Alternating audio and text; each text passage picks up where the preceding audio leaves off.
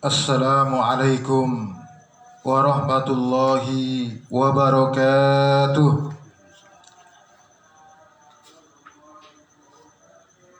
Alhamdulillah, alhamdulillahirabbil alamin. Wa bihi nasta'inu ala umurid dunya waddin. Wassalatu wassalamu ala asyrafil anbiya'i wal mursalin. Sayyidina Muhammadin wa ala alihi wa sahbihi ajma'in. Wa ba'd.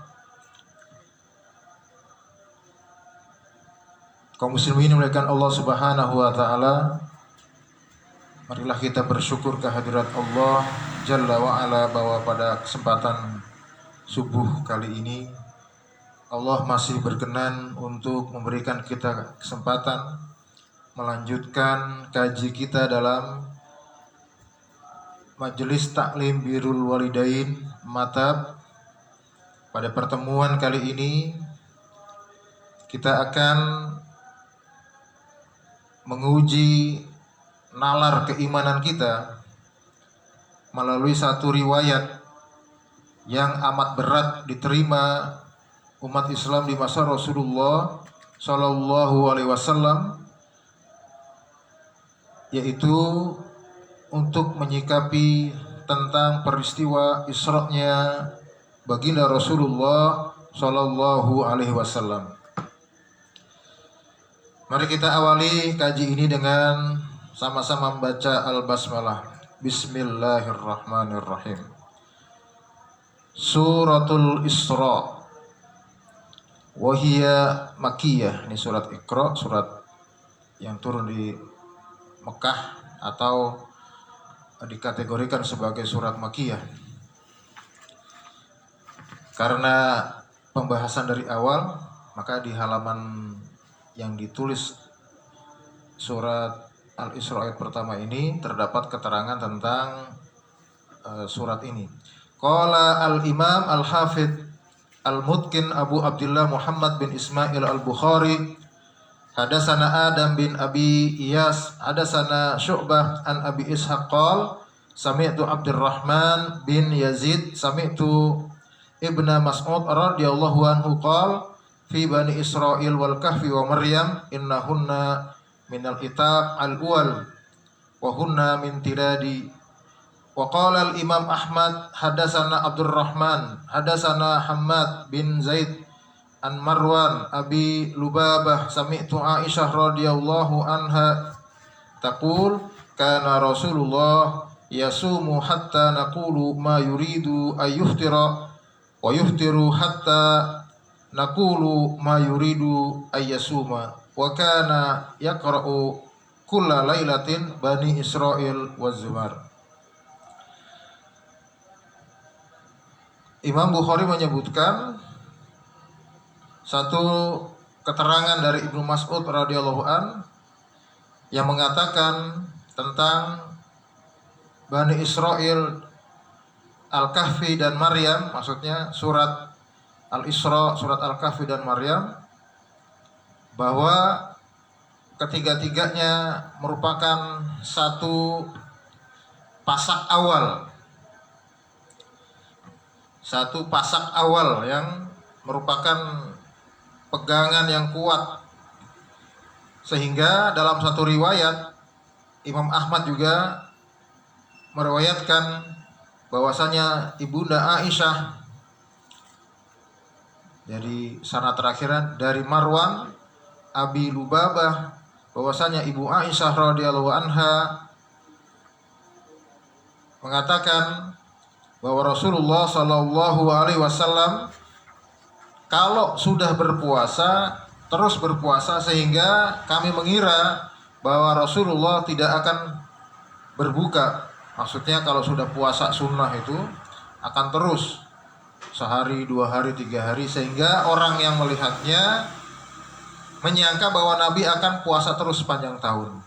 Tetapi ternyata ketika Nabi sudah berhenti berpuasa, wa yuftiru hatta naqul ma yuridu ayyasuma, seolah-olah Nabi nggak akan puasa sunnah lagi di tahun itu. Wa kana yaqra'u kulla lailatin Bani Israil wa Zumar. Dan Nabi setiap malam membaca surat Bani Israil atau surat Al-Isra dan surat Az-Zumar. Ini berarti menerangkan tentang fadilah dari surat Al-Isra yang dibaca oleh Nabi. Dalam riwayat Ibunda Aisyah, tiap malam oleh Nabi dibaca selain daripada surat Az-Zumar. Bismillahirrahmanirrahim. Subhanallazi asra bi'abdihi laylan minal masjidil harami ilal masjidil aqsal lazi barakna haulahu linuriyahu min ayatina innahu huwas sami'ul basir. Yumajjidu ta'ala nafsahu wa yu'azziba sa'nahu liqudratihi ala ma la yaqdiru alaihi ahadun siwah fala ilaha ghairuh. Jadi Allah Subhanahu wa taala mengagungkan, meninggikan dirinya sendiri, membesarkan keadaannya karena kekuasaannya yang tidak dimiliki oleh selainnya, oleh seorang pun selainnya, dan tidak ada sembahan kecuali dirinya. Allazi asra bi abdihi, yang memperjalankan hambanya, yakni Muhammadan, yaitu Nabi Muhammad, lailan, pada malam hari, ay fi junhil lail, jadi pada di antara malam, dari awal sampai akhirnya, di dalam malam itu. Minal masjidil haram wa huwa masjidu Makkah, dari Masjidil Haram yang ada di Mekah, ilal masjidil aqsa, ke Masjid Al-Aqsa, huwa Baitul Maqdis allazi bi Ilya, yaitu Baitul Maqdis yang ada di Ilya, Palestina kalau kita sebut sekarang. Ma'dinil anbiya min ladun Ibrahim al-Khalil alaihi salam, negeri para nabi, tempat lahirnya para nabi sejak zaman Nabi Ibrahim yang dapat gelar Al-Khalil alaihi salam. Walihaza jumi'u lahu hunalika kulluhum, karenanya maka diterangkan dalam keterangan tafsir ini, dikumpulkan semua nabi di tempat ini pada peristiwa Isra Mi'raj ini.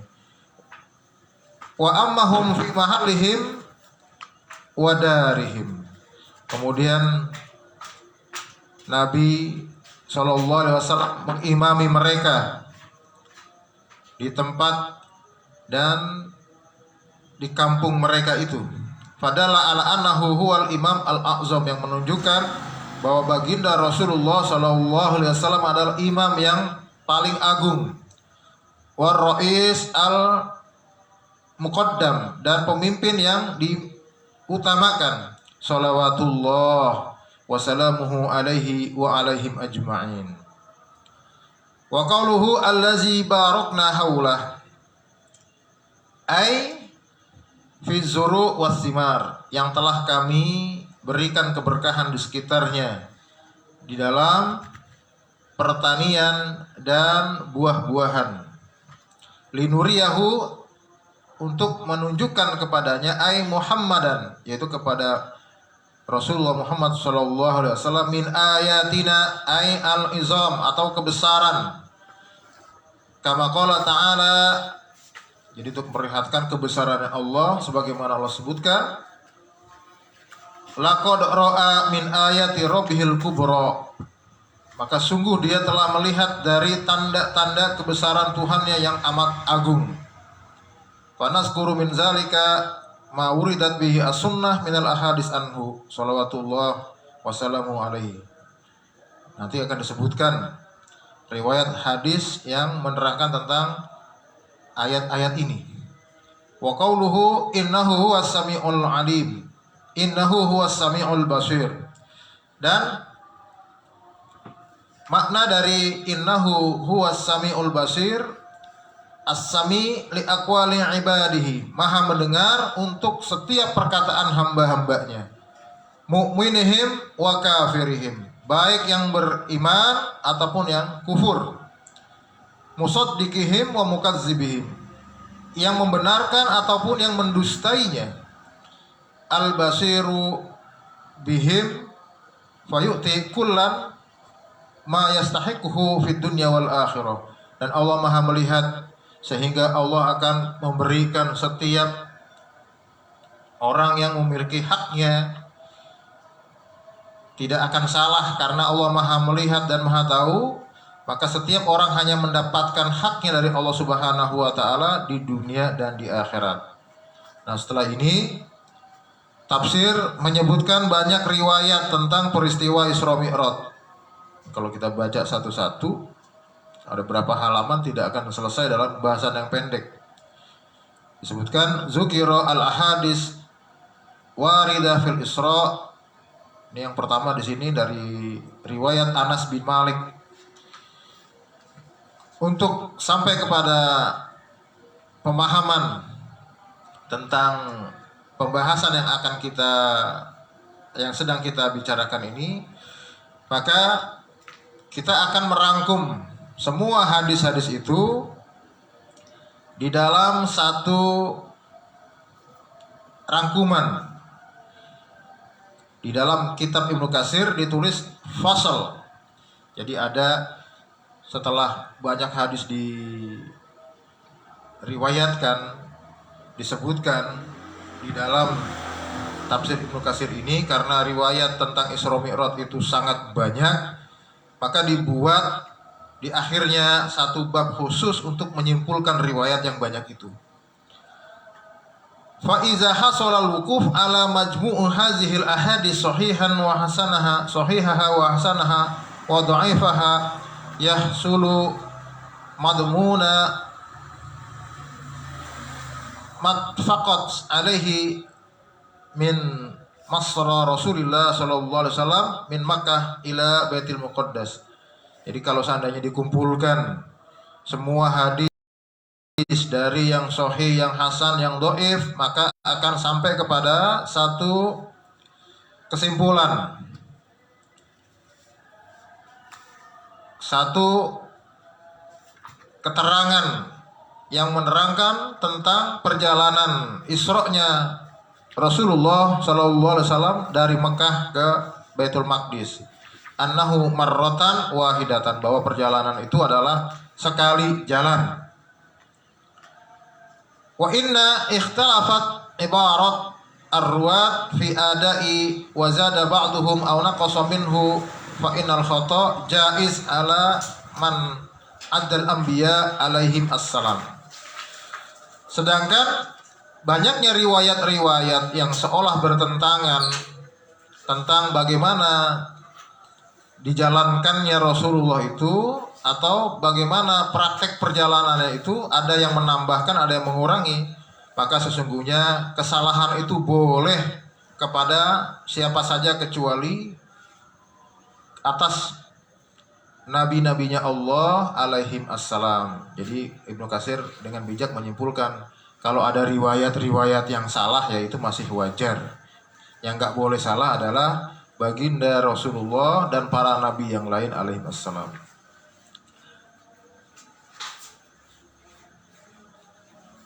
Wa man ja'ala minan nasi kullu riwayatin khalafat al-ukhra marratan ala hiddatin fa asbata isra'at muta'addidah faqad ab'ada wa aghraba.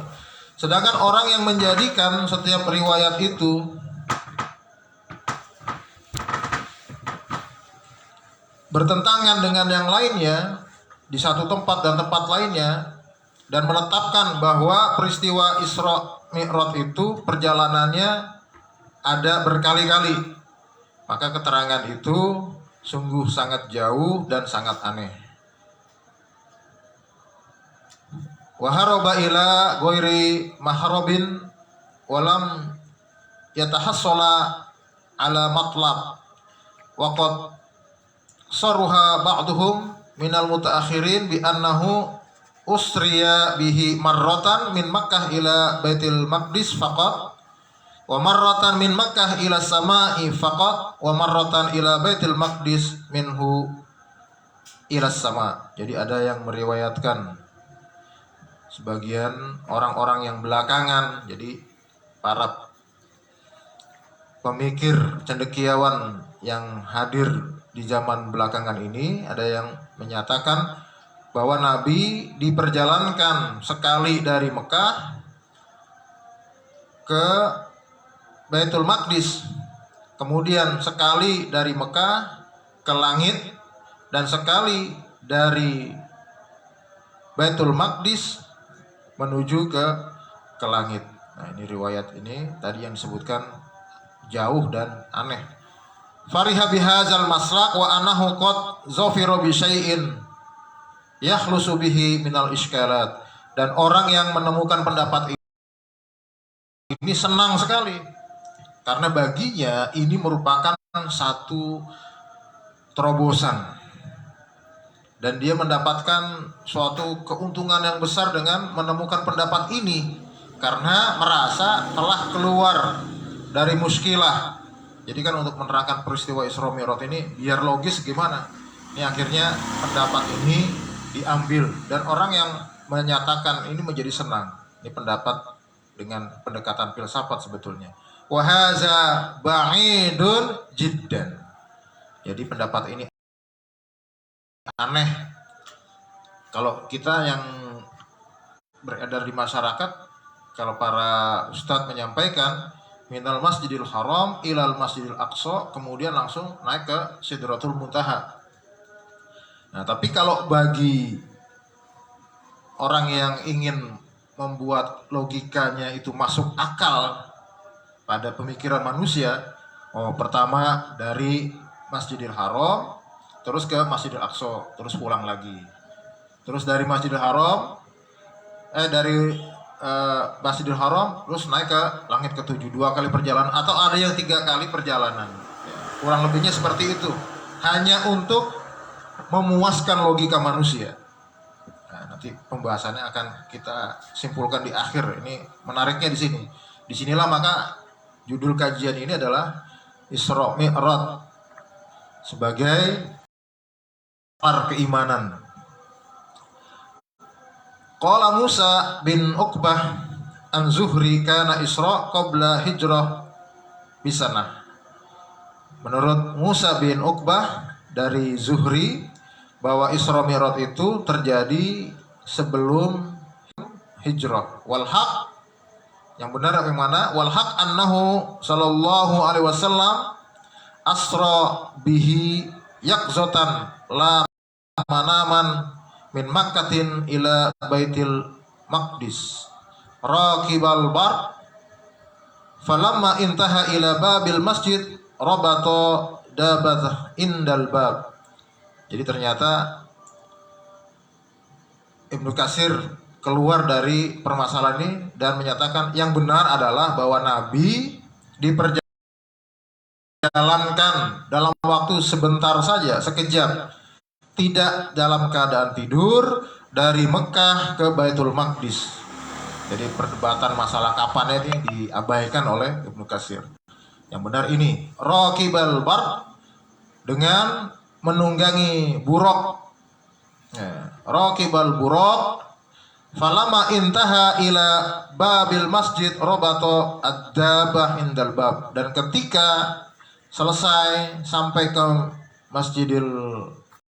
ke Baitul Muqaddas atau Baitul Maqdis, maka buruknya kemudian diikat di pintu masjid. Di masjid ada pintu depannya tuh, diikat buruknya di satu. Wadakhala fasalla fi kiblatihi tahiyatal masjid raqatain. Kemudian Nabi sholat sesuai dengan arah kiblatnya Baitul Maqdis, 2 rakaat. Sholat tahiyatul masjid. Tsumma ata bil mi'raj. Nah, kemudian datang bil mi'raj untuk melaksanakan mi'raj. Wa huwa kas-sulam. Ya, alhamdulillah di sini ada Abu Sulam nih. Tepat banget ya. Abu Sulam itu Ustadz Sudirman dari Cilangkap. Nah, ini pas nih. Jadi ternyata bil mi'raj wa huwa kas-sulam. Mi'raj itu perjalanan dari langit ke langit yang lain, ada sulamnya, ada tangganya. Zu daraj yarqafiha. Jadi ada undakan-undakan di sana. Kalau ad-duruj itu kalau bahasa Arab biasanya diartikan laci ya. Laci gitu. Cuma ini gambaran sulam zu daraj ini kita anggap mungkin kayak eskalator gitu. Ada 1 tangga, 2, 3, 4. Nah, jadi kalau naik dari langit pertama maka naik tangganya itu. Naik ke langit kedua, naik tangga lagi yang sulam-sulam tadi sampai nanti kita ikuti aja alur di teks kitab ini. Kasulam zu darat yarqafiha fasa'ida fihi ila sama'id dunya. Maka kemudian dengan itu Nabi menapaki langit dunia. Summa ila baqiyati samawat as-saba. Sampai menapaki semua langit yang jumlahnya ada 7. Jadi istilah langit 7 itu ada dari peristiwa Isra Mi'raj ini. Fatalaqahu min kulli sama'in muqarrabuha wa sallama alaihi al-anbiya alaihim assalam allazina fis samawat bihasbi manazilihim wa darajatihim. Maka Nabi kemudian bertemu di setiap tobakot, setiap tingkatan langitnya itu pada orang-orang yang dekat dengannya, artinya penduduk-penduduk langit itu dari kalangan nabi-nabi sesuai dengan makom dan derajat para nabi itu. Jadi setiap nabi itu sesuai dengan makomnya. Di langit pertama ketemu nabi siapa, sampai nanti ketemu hatta marra bi Musa al-Kalim, sampai bertemu dengan Nabi Musa yang dijuluki Al-Kalim, yang berbicara atau bercakap-cakap dengan Allah pada as-sadisah, fis-sadisah, di langit tingkatan ke-6. Wa Ibrahim al-Khalil alaihi assalam fis-sabiah. Dan bertemu dengan Nabi Ibrahim Khalilullah, teman dekatnya Allah, di tingkatan langit yang ke-7. Jadi semakin tinggi derajat dan tingkatannya maka langitnya semakin tinggi. Summa jawaza manzilatahuma sallallahu alaihi wasallam wa alaihima wa ala sairil anbiya hatta intaha ila mustawa yasma fihi soriful aqlam. Kemudian akhirnya Nabi melampaui pencapaian yang pernah dicapai para nabi.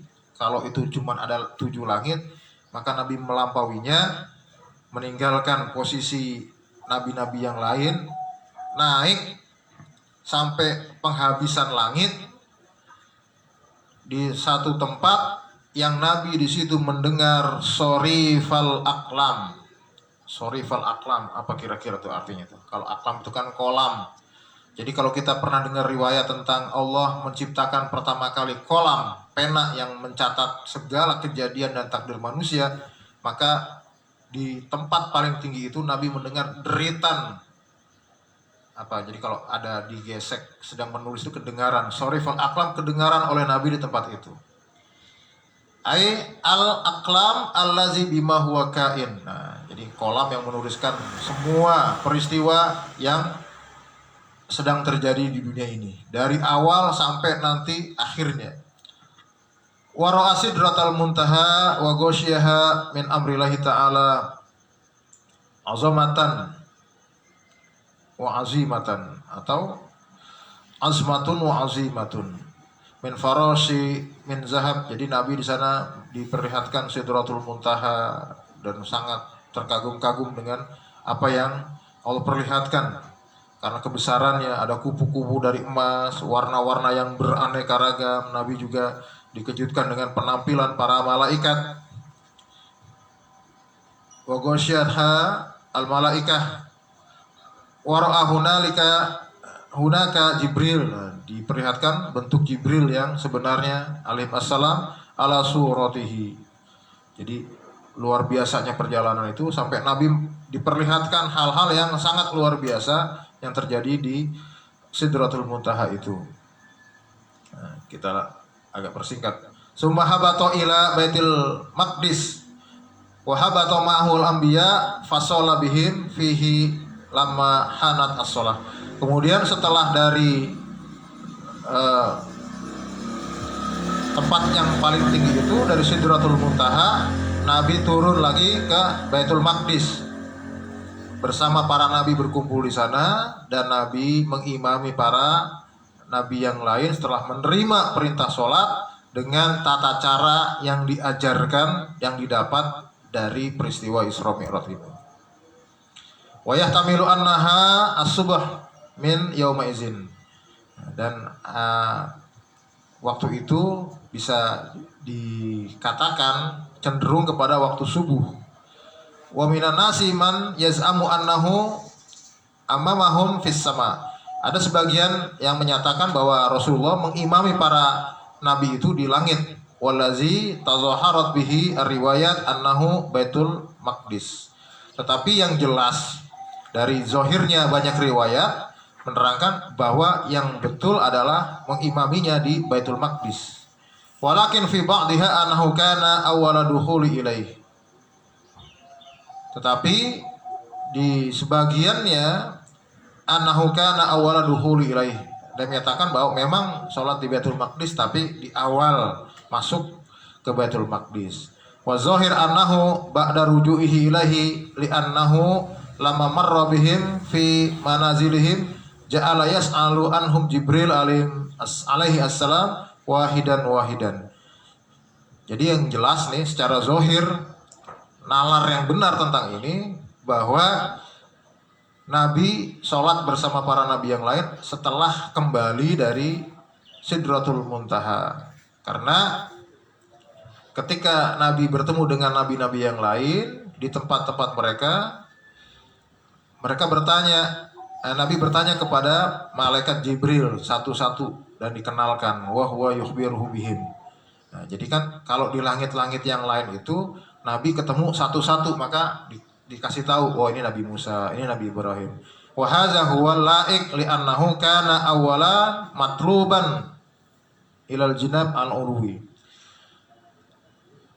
Liyafrudu alaihi wa ala ummatihi masyaallah ta'ala. Jadi kalau yang pertama itu, kalau dalam cerita-ceritanya Nabi naik dan turun untuk menerima perintah sholat, kemudian mendapatkan rukhsahnya. Nah, ini bisa dipahami bahwa memang para nabi itu pada peristiwa Isra Mi'raj ketika di manazilihim, di tempat-tempatnya mereka, di tingkatan-tingkatan langit itu, Nabi tidak sholat di tempat-tempat itu. Nah, logikanya begitu ini. Jadi ternyata Ibnu Katsir juga menganalogikan berdasarkan banyak riwayat. Tsumma lamma fazigha minal lazi urida bihi ijtama'a huwa wa ikhwanuhu minan nabiyyin salawatullah wa salamuhu alaihi wa alaihim ajma'in summa azhara syarafahu wa fadlahu alaihim bitaqdimihi fil imamah. Nah, jadi logikanya begitu. Ketika sudah selesai urusannya, nih farigo udah selesai ya, lama farigo minal lazi urida bihi, dari urusan tadi sholat yang tawar menawar sampai 5 itu, maka kemudian Nabi berkumpul bersama nabi-nabi yang lain dan diperlihatkan oleh Allah kemuliaan Rasulullah, al-fadl alaihim, dan keutamaan atas para nabi yang lain dengan diajukan Rasulullah sebagai imam di antara para nabi itu. Wa zalika an isyarati Jibril alaihi assalam lahu fi zalik. Dan yang demikian atas petunjuk dari isyarati Jibril alaihissalam. Jadi Nabi mengimami para nabi yang lain berdasarkan isyarat dari malaikat Jibril. Summa kharaja min Baitul Maqdis faraqibal buraq wa ada ila Makkah. Allah Subhanahu wa taala alam. Kemudian Nabi keluar dari Baitul Maqdis setelah mengimami sholat itu dan kembali ke Mekah dengan menunggangi buraq. Wa amma aradul aniyah alaihi minal laban wal asal wal laban wal khamr au alaban wal ma wal jami'. Jadi adanya sajian makanan hidangan kepada Nabi dari susu dan madu, ataupun susu dan khamr, ataupun susu dan air, atau banyak cerita-cerita yang lainnya lagi tentang riwayat sajian yang diberikan. Faqad warada annahu fi Baitil Maqdis. Maka telah sampai keterangannya bahwa peristiwa itu terjadi di Baitul Maqdis. Wa jaa'a annahu fis sama. Dan ada juga yang meriwayatkan bahwa itu ada di langit. Wa yahtamilu ayyakuna hahuna wa hahuna. Maka kecenderungannya bisa jadi di kedua-duanya ada hidangan, li'annahu kadhiyafa lil qidam. Jadi itu ibarat, kalau ada bahasa lainnya takrikiro dhaif ya, dari bahasa Arab. Kalau bahasa kita, karena itu merupakan bagian dari hidangan atas kehadiran tamu. Wallahu a'lam. Jadi di Baitul Maqdis Nabi disajikan juga, sedangkan di Sidratul Muntaha Nabi juga mendapatkan sajian. Sumakhtalafan nas hal kana Isra bi badanihi. Nah, ini masalah yang paling krusial nih. Jadi nalar keimanan kita diuji dengan pertanyaan ini. Hal kana Isra bi badanihi sallallahu alaihi wasallam wa ruhihi. Apakah peristiwa Isra Mi'raj itu dengan badan dan ruhnya Rasulullah sallallahu alaihi wasallam? Au biruhi faqat, atau ruhnya saja. Ini ada dua perkataan ala qaulain. Fal aksarun minal ulama ala annahu usriya bi badanihi wa ruhihi yaqzatan la manaman. Kebanyakan, sebagian besar dari kalangan ulama menyatakan bahwa Isra-nya Rasulullah itu dengan badan dan ruhnya dalam keadaan sadar, bukan dalam keadaan tidur atau bukan mimpi. Wala yunkiruna ayyakuna Rasulullah sallallahu alaihi wasallam ayyakuna Rasulullah sallallahu alaihi wasallam ra'a qabla zalika fi ra'a qabla zalika manaman. Dan tidak diingkari oleh mereka bahwa bisa saja Rasulullah sebelumnya juga pernah melihat yang demikian di dalam tidurnya. Jadi ada banyak juga hadis-hadis yang menerangkan tentang peristiwa-peristiwa akhirat sebelum Isra Mi'raj ini. Itu tidak diingkari oleh para ulama, tetapi untuk Isra Mi'raj ini mereka sepakat dan yakin bahwa yang diperjalankan oleh Allah itu ruh dan badannya, tidak dalam keadaan Nabi sedang bermimpi, tapi dalam keadaan sadar.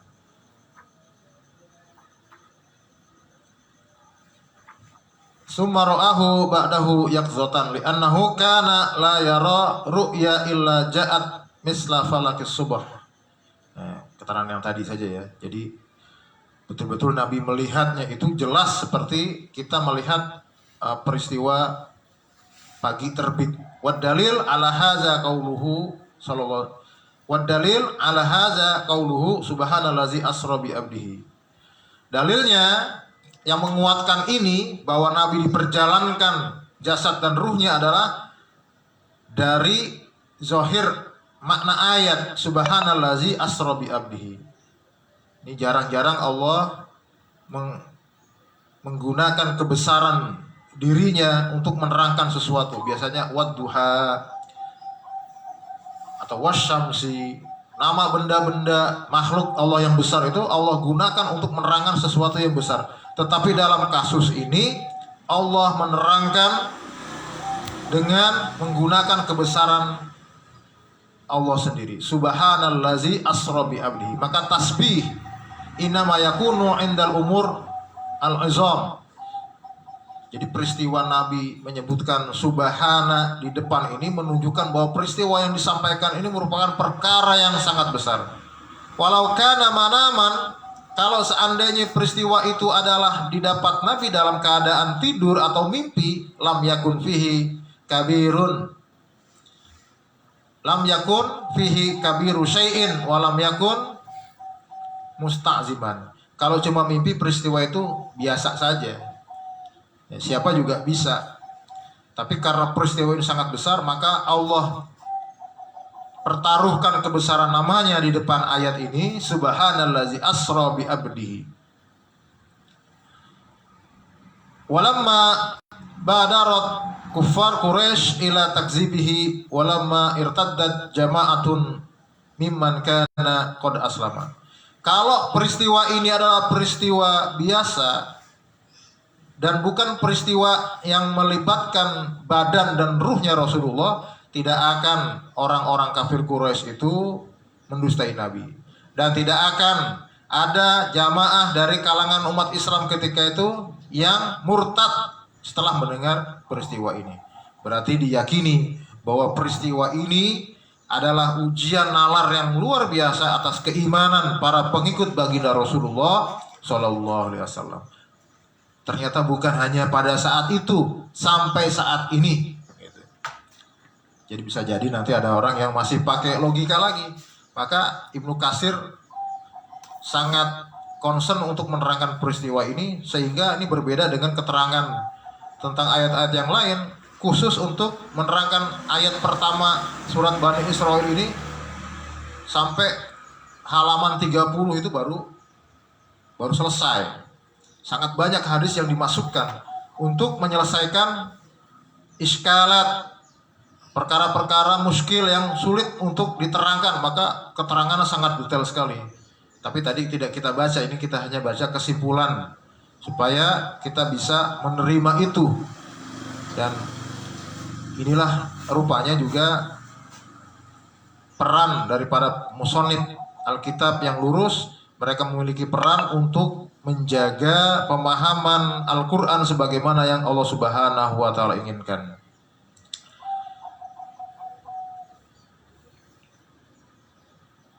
Wa qala azza sa'nuhu asra bi abdihi lailan. Dan Allah Subhanahu wa Ta'ala yang tinggi keadaannya menerangkan asra bi abdihi lailan, memperjalankan hambanya pada waktu malam. Wa qad qala ta'ala wa ma ja'alna ru'ya allati araynaka illa fitnatan linnas.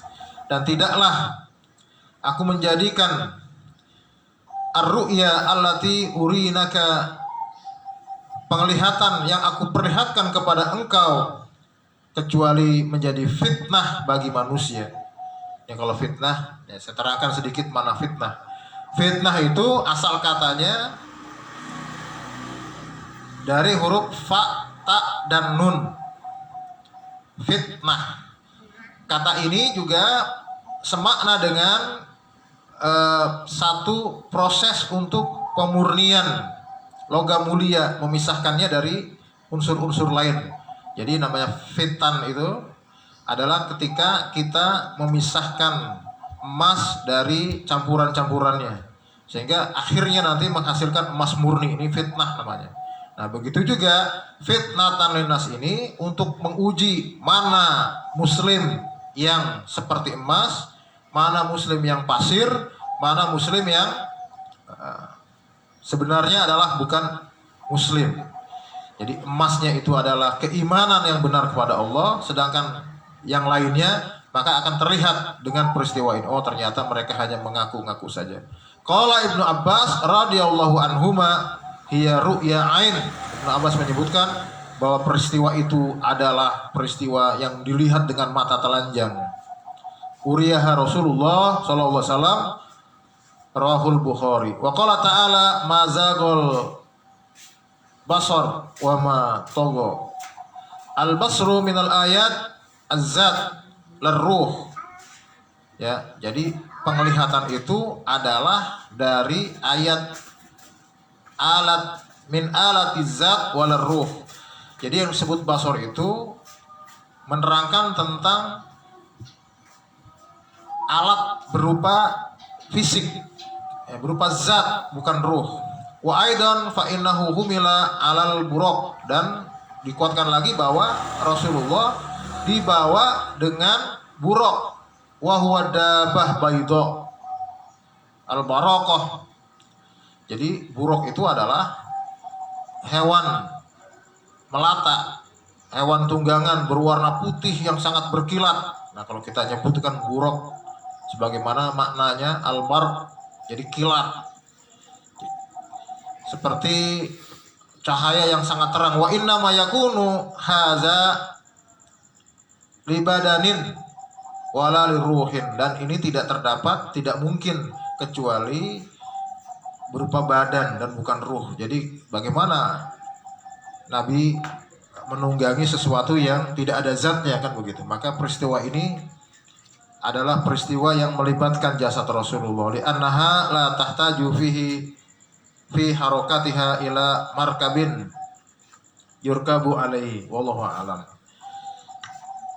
Jadi untuk pindah dari satu tempat ke tempat lain, Nabi harus menunggangi buruk itu, dan kalau tidak menunggangi tidak akan sampai, berarti jasadnya yang dibawa oleh buruk itu.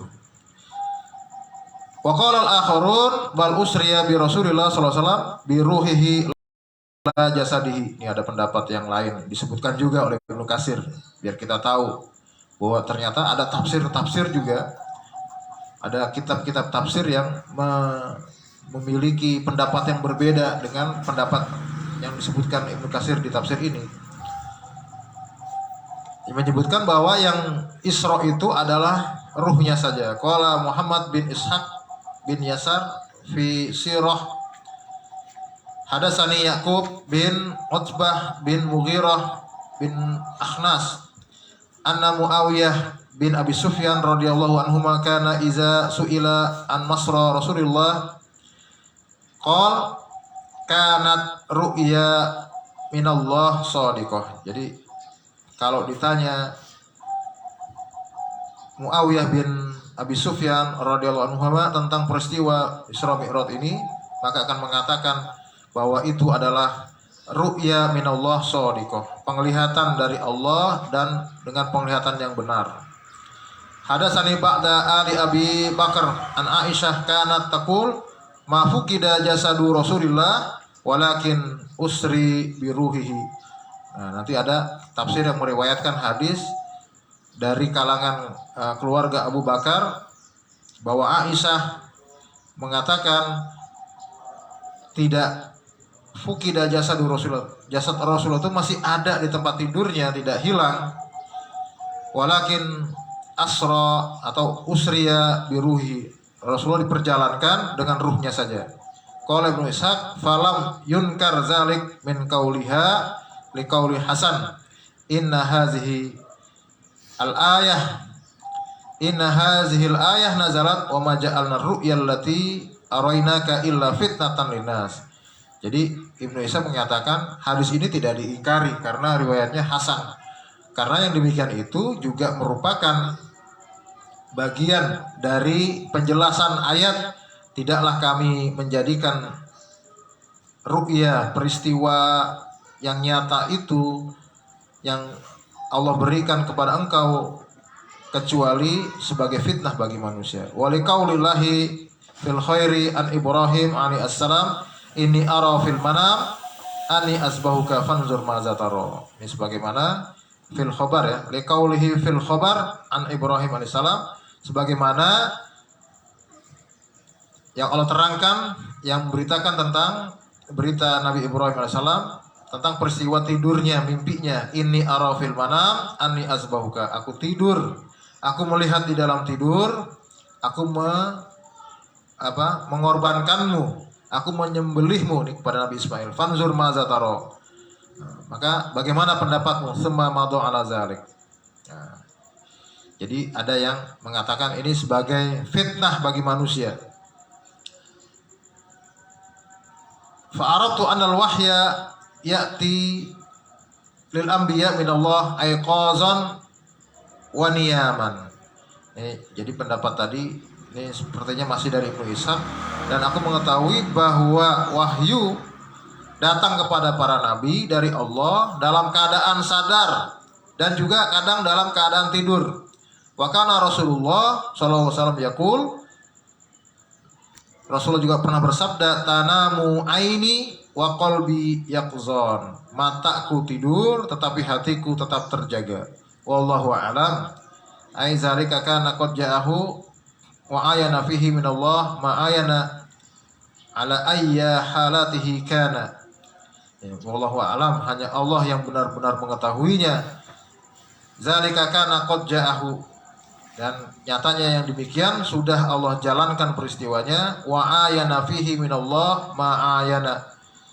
Jadi hanya Allah sajalah yang mengetahui hakikatnya tentang apa yang telah Allah jalankan peristiwanya. Ala aisyai'in halatihi kana. Bagaimana sesungguhnya keadaan itu terjadi. Naiman au yakzon. Apakah tidur ataukah dalam keadaan terjaga. Kullu zalika haqqun wa shadaqun. Semuanya itu hak dan benar. Intaha kalam Ibnu Ishaq. Jadi Ibnu Ishaq juga nggak berani secara spesifik menyimpulkan, tetapi ada kecenderungan bahwa Ibnu Ishaq menyatakan bahwa itu semua haknya Allah. Dan benar saja, seandainya pun itu dalam keadaan Nabi sedang tidur ataupun dalam keadaan terjaga, itu haknya Allah. Semuanya keterangan itu benar diterima bulat-bulat. Waqat aqabahu Abu Ja'far bin Jarir fi tafsirihi birrad wal inkar wa tashni' bi anna hadza khilafu zahiri siyaqil Qur'an.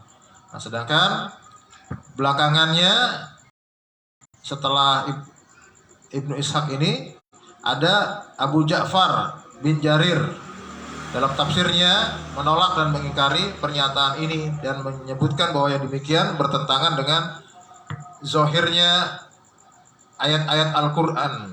Jadi zahir dari maksud ayat-ayat Qur'an. Nah, lalu faidahnya seperti apa yang kita ambil? Nah, di sini pernah ada juga riwayat. Ini karena sudah siang kita singkat saja bahwa ada seorang rawa al-Hafidh Abu Nuaim al-Asbahani fi kitabi Dalail an-Nubuwah min tariqi Muhammad bin Umar al-Waqidi hadatsani Malik bin Abi Rijal an Umar bin Abdullah an Muhammad bin Ka'ab al-Qurzi qol ba'asa Rasulullah sallallahu alaihi wasallam Dihyah bin Khalifah ila Qisr al-Qaisar. Jadi ada seorang sahabat diutus ke kerajaannya Heraklius. Fazakara urudahu alaihi wa qadamahu ilaihi wa fisyak wa dalah azimah ala ufuri akli Herakla. Jadi diterangkan di situ bahwa utusan yang datang kepada Herakla itu menceritakan peristiwa yang menunjukkan tentang kecerdasan Raja Heraklius.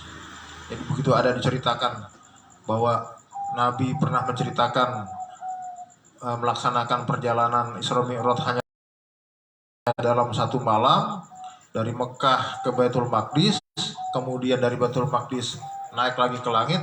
Ditanya, itu bener nggak? Kamu percaya nggak? Maka akhirnya dia nanya kepada salah satu orang Patrick ya, yang menjaga di kalau kita mungkin ulamanya kita, dia tanya sama ulamanya, kira-kira bener nggak tuh? Tapi sangat mengejutkan sekali ternyata keterangan tentang peristiwa itu. Mereka mendapati satu malam di mana biasanya pintu-pintu Baitul Maqdis itu ditutup semuanya.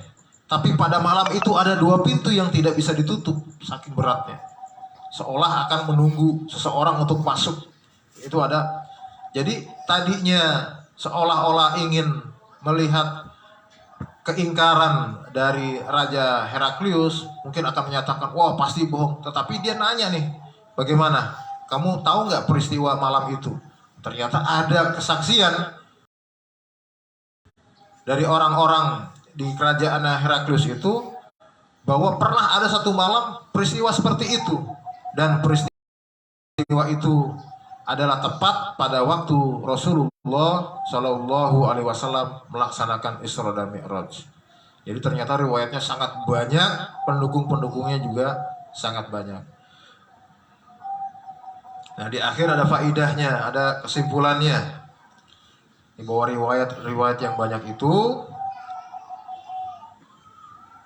disimpulkan. Jadi setelah kita melihat disebutkan para periwayat hadis-hadisnya panjang sekali. Fahadisul Isra ajma'a alihi al-muslimun wa'tarada fihi az-zanadiqah al-mulhidun. Jadi dengan peristiwa Isra Mi'raj ini disepakati oleh para muslim, umat Islam bersepakat bahwa yang demikian adalah perjalanan dengan ru'yah shadiqah, perjalanan jasad dan ruh Rasulullah Shallallahu Alaihi Wasallam. Dan dengan peristiwa ini orang-orang zindik mereka mempertunjukkan pertentangan logika nalar keimanan mereka dengan jelas. Jadi kalau nggak diuji dengan begini, logika keimanannya itu masih ya abu-abu. Tapi dengan peristiwa Isra Mi'raj ini jelas siapa yang beriman dengan sungguh-sungguh dan siapa yang kafir.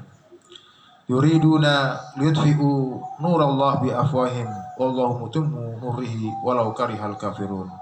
Allah Subhanahu wa taala menginginkan atau mereka orang-orang zanadik, orang-orang zindik, orang-orang tidak suka kepada Islam, mereka menginginkan untuk meredupkan cahaya Allah dengan perkataan-perkataan mereka. Sedangkan Allah akan menyempurnakan cahayanya walaupun orang-orang kafir sangat membencinya. Maka dari peristiwa ini kita mengambil kesimpulan, keterangan-keterangan dari hadis-hadis yang dimaksud.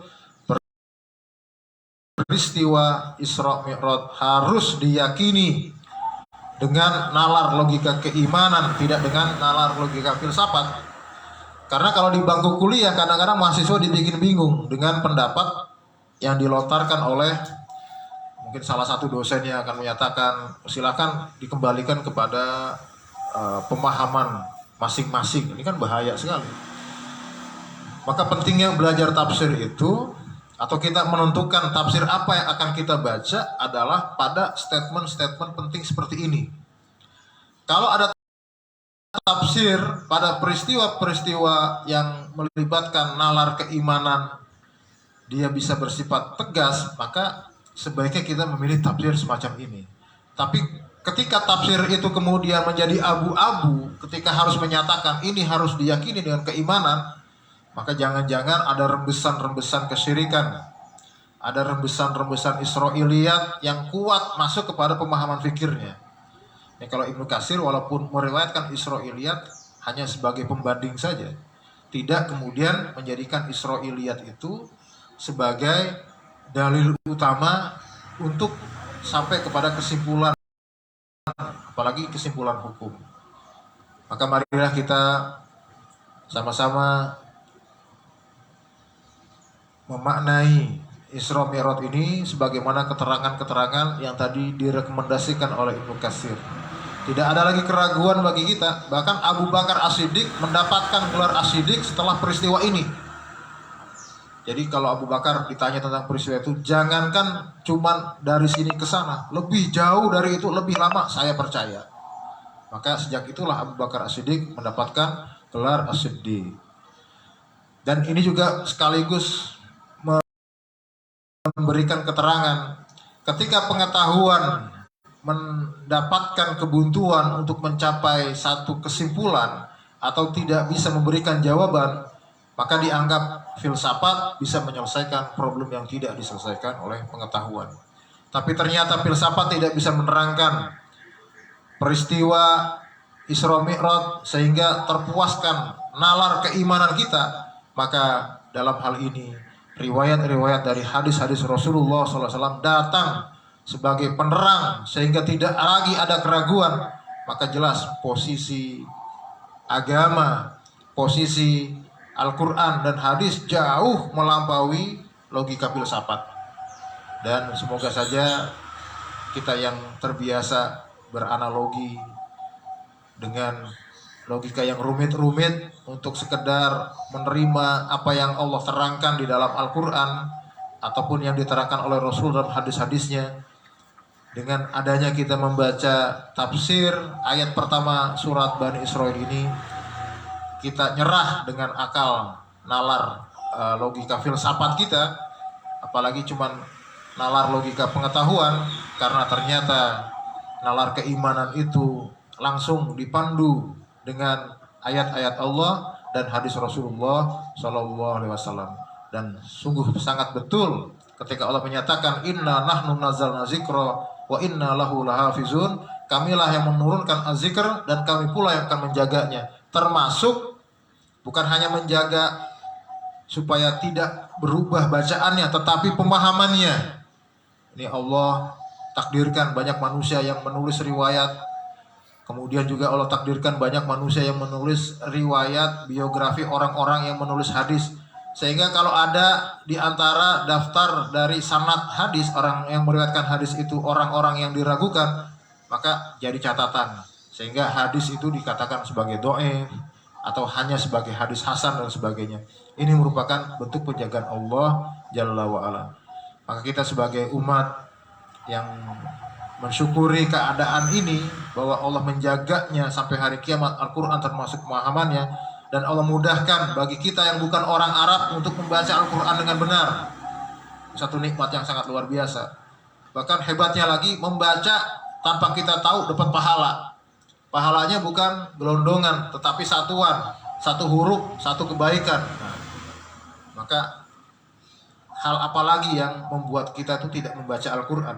Semuanya sudah dijelaskan dengan sejelas-jelasnya, bahwa ini merupakan mukjizat terbesar Rasulullah Shallallahu Alaihi Wasallam, dan Rasul menyatakan bahwa a'jabun nas atau a'zabul khalqi imanan adalah kaum yang datang jauh setelah sahabat. Mereka mendapati Al-Quran di dalam bentuk mushaf, lalu mereka mengimaninya dan mengamalkan apa yang ada padanya. Semoga itu adalah kita diantaranya yang mendengarkan kajian ini, baik secara hadir langsung fisik di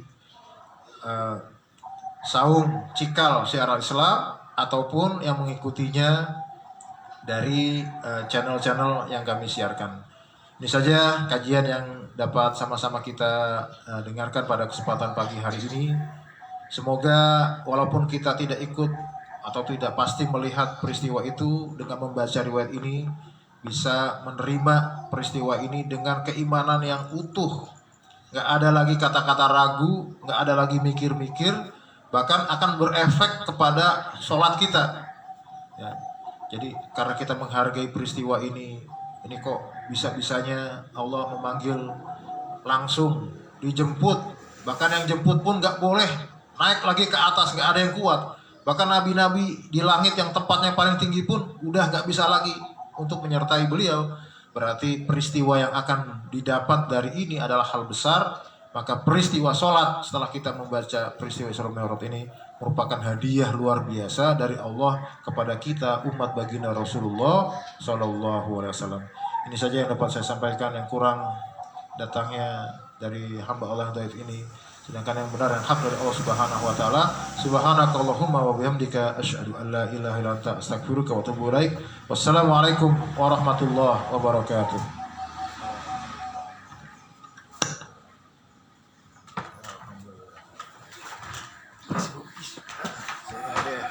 Makasih ya. Ayo deh. Pipis.